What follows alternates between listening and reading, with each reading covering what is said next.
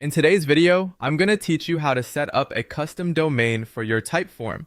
If you want your form link to look more professional and match your brand, using a custom domain is a great option. Instead of sharing a standard Typeform URL, you can publish your form on a branded subdomain, which can help build trust and create a more polished experience for anyone opening your form. To get started, log into your Typeform account and open your account settings. From there, look for the Custom Domains section. This is where you'll manage any branded domain connections for your forms. Once you're there, click Add Domain. You'll then be asked to enter the subdomain you want to use. When choosing your subdomain, make sure you enter a subdomain rather than your main root domain.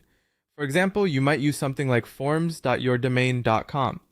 This works well because Typeform typically connects through a subdomain, not the main domain itself.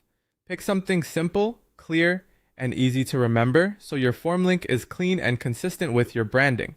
After entering your desired subdomain in Typeform, the next step is to log in to your domain registrar. This is the service where your domain is managed, such as GoDaddy or Namecheap. Inside your registrar dashboard, find the DNS settings for your domain. In that DNS area, create a new CNAME record for the host or name field. Use the subdomain you chose and then point that record to custom.typeform.com. Be careful when entering the DNS record, because even a small typo can prevent verification from working. Also, keep in mind that DNS changes sometimes take a little time to update across the internet. So if it doesn't work immediately, you may just need to wait a bit and try again. Once the SNAME record has been added, go back to Typeform. In the Custom Domain section, click Verify Domain. Typeform will check whether your DNS settings are correctly pointing to their service. If everything is set up properly, your custom domain will be connected successfully.